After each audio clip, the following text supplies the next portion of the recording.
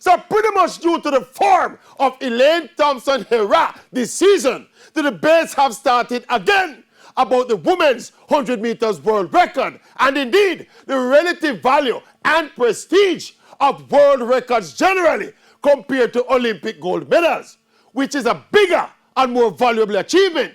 From a personal perspective, I can only dream of winning an Olympic gold medal or breaking a world record, unless them have a chatting world record.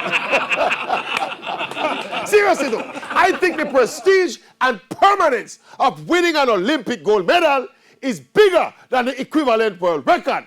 For sure, a world record would have taken an athlete to heights never achieved before, and that comes with the commensurate accolades.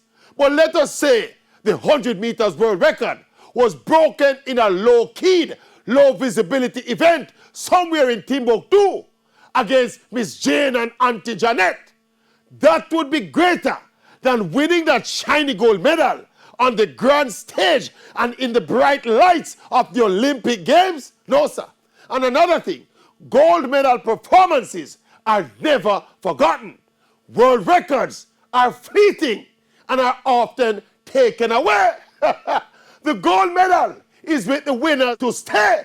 Ask this former two-time 100 meters world record holder. Ask him which one is bigger. Ask him. I rest my case.